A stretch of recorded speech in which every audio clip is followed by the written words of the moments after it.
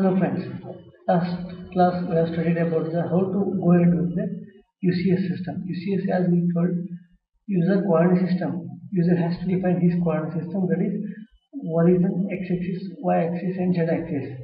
Default, as we have studied, UCS world means that is horizon default world coordinate system. If you would like to go for the UCS phase, in previous session also we have studied that is UCS phase. Next UCS previous, and also you have to go for the UCS horizon. You have to go for the UCS object. Object means if I have one circle at this here, if I would like to work on that reference, I have to go for the UCS face object. You have to select the face. Automatically it will take the UCS face option, that is UCS object option. And even though if you would like to change the view of the object, if I have changed the view, if you want to keep the z-axis perpendicular, you have to go ahead with the UCS view, which is going to perpendicular. Means if I draw a circle, I am going to get complete circle here. Means any object also. Okay, this is UCS previous. Okay, like that you have to change our requirements. Next, UCS z vector also we have studied in previous class. A points also. Suppose if we would like to change the, even we have UCS horizon, if you like to change the UCS, I go to UCS world and draw one cylinder for our reference, how it comes. Without the faces, if you like to change, you can go for UCS X. The angle will be 90 degrees. If you want to change the working plane, you can change it. Now I will draw a cylinder so that you can understand how it comes. See, this is the UCS X90. Again I go to UCS world. If you like to change the UCS Y90, you have to go for here, give an enter, and it is in default. If I draw a cylinder here, how it like, see, that is UCS horizon, UCS X90, UCS Y90, and like this you have to change it. Even you have the Z90 also, the plane is going to change. Apart from this, you have the UCS first option, then you can save the UCS. If I would like to change this UCS, go for the UCS command, right click, go for the save. That name, right click save, and give the name 1. You will enter, that UCS is saved. If again if you want to go for world, you are going to get the world. And I have to go for the UCS 2 toolbar so that I can set my UCS as per our requirement. If I would like to go for the 1, see my UCS 1 is ready. If you want to go for the world, you get the world. If you want to go for the previous, okay, like that.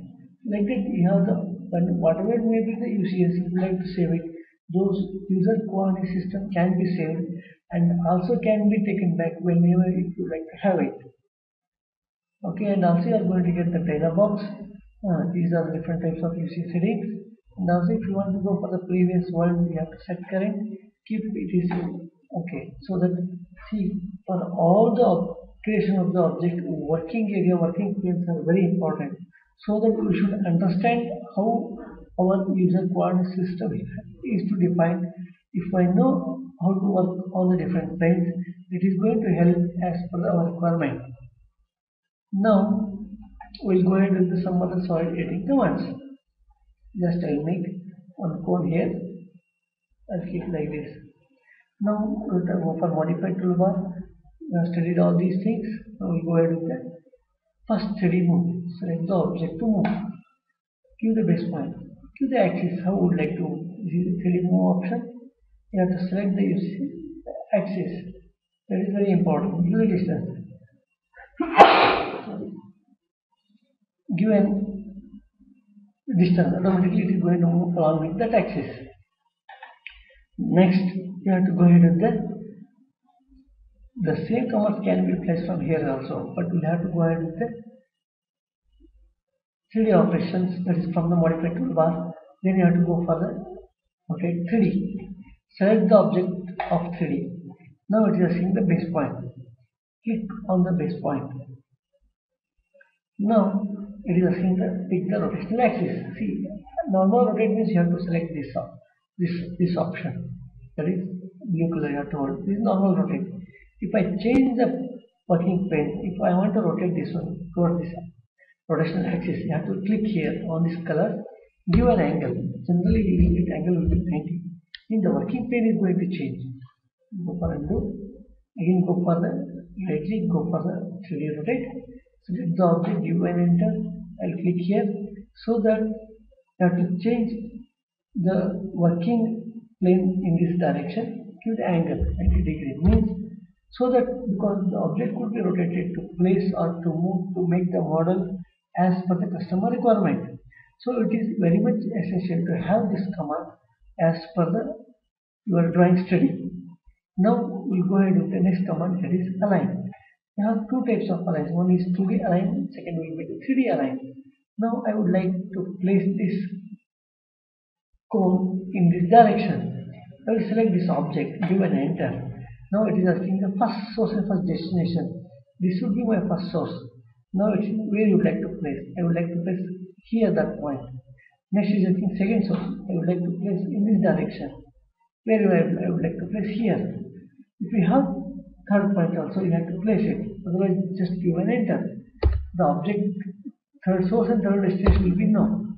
The object moves and placed to that position, isn't it? That is the placement of the align. This is the 2D align. You have the 3D align here also, as well as in the modified toolbar also. 3D align. Select the object, same object. It will you have to give the where the destination directly. This I would like to place here. Next, this you have to go ahead with the 3D align. Select the object. You have to select initial points from the one object first. This is the first base point. This is the second base point. If you have third base point, you give it. Otherwise, just give an enter. Now you have to go for the first destination. This is your first destination. Second, you can place here, or you can place here, or you can directly place in this direction also. Third source, third destination will not be there. So give an enter. This is the 3D array. That is the 2D array. You can place initial 3 points, or you can extract as per the your requirement. Next, you have to go ahead with the mirror command. For that, I'll go for first undo so that I would like to have a cone.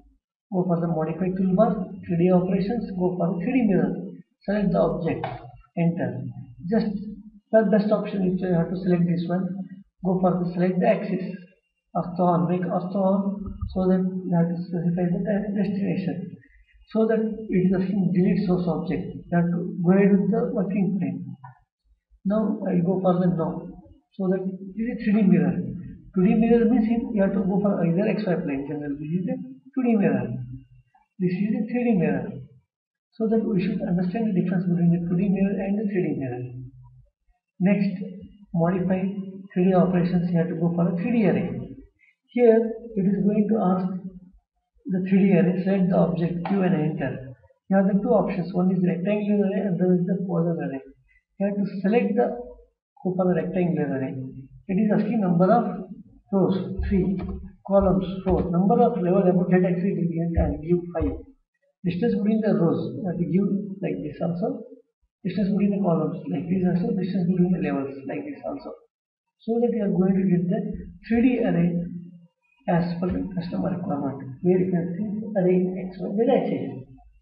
Okay, like this, I have to go into the 3D, some of the modeling and modifying and editing, which are going to help for the different assembly concept.